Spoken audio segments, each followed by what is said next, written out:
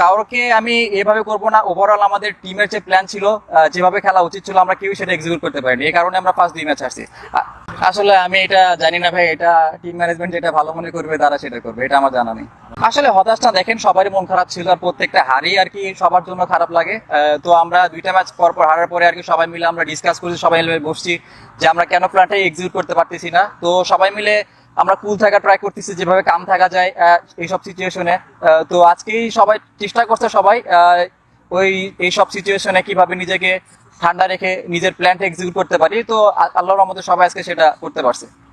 আসলে দেখেন, একটু আগে আমি যেটা বললাম যে আমরা যে প্ল্যানে আসছিলাম, তখন যে প্ল্যানটা এক্সিকিউট করার দরকার ছিল, আমরা সেই প্ল্যানটা এক্সিকিউট করতে পারি নাই। প্রথম ম্যাচ যেটা আমাদের 4 ওভারে 54 রান লাগতো, সেখানে আমরা বলাররা ফেল করছি।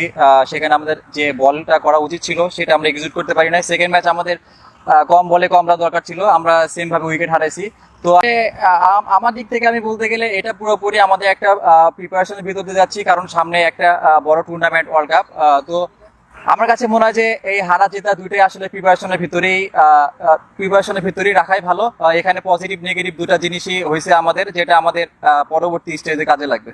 আর তা তো অবশ্যই, আমি কোনো সময় একদম লং টাইম চিন্তা করি না, আমি সবসময় প্রেজেন্টে থাকার ট্রাই করি এবং ম্যাচ বাই ম্যাচ এগুলো ট্রাই করি। তো সামনে যে ম্যাচ আছে আমার সব ফোকাস থাকবে সামনে ম্যাচে। আসলে আগের ওয়ার্ল্ড কাপের এনজয়েবল কিছু হয় নাই।